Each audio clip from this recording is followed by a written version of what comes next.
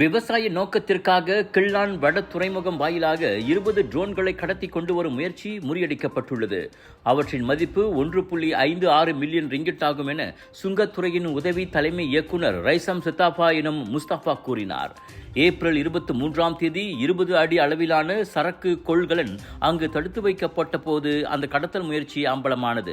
ஆசிய நாட்டொன்றிலிருந்து சமையலறை துண்டு என்ற பெயரில் உள்ளூர் சந்தைக்காக இந்த ட்ரோன்கள் கடத்தி கொண்டு வரப்பட்டுள்ளன. ட்ரோன் போன்ற மின்னியல் பொருட்களின் இறக்குமதிக்கு மலேசியாவின் தரநிலை மற்றும் தொழில்துறை ஆராய்ச்சி நிறுவனமான சீரிமின் அனுமதி பெறப்பட வேண்டும் என்பதை ரைசாம் சுட்டிக்காட்டினார்.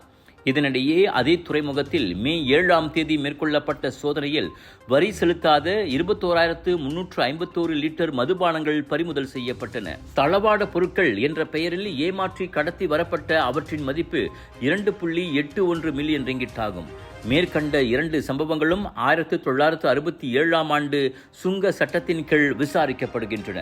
GM இந்தியன்ஸோடு விஜய் டிவி மீடியா பார்ட்னராக இணைந்து பிரம்மாண்டமாக வழங்கும் Johor international Indian expo and viral food festival 24 May தொடக்கம் 2 ஜூன் வரை தாசிக் சென்ட்ரல் ஸ்கூடாய் ஜோர் பார்வில் ஹோல்சேல் விலையில் சாரிகள், Punjabi suit, lehenga, wedding collections, kids wear அனைத்தும் உண்டு. ஃபுட் ஃபெஸ்டிவலில் 100க்கும் அதிகமான உணவுகள், panipuri, kunafa, cheese nachos, Indian, western, Arabic என கலக்கலான உணவுகள். சாப்பிட ஒரு நாள் போதாது, திரண்டு வாருங்கள்.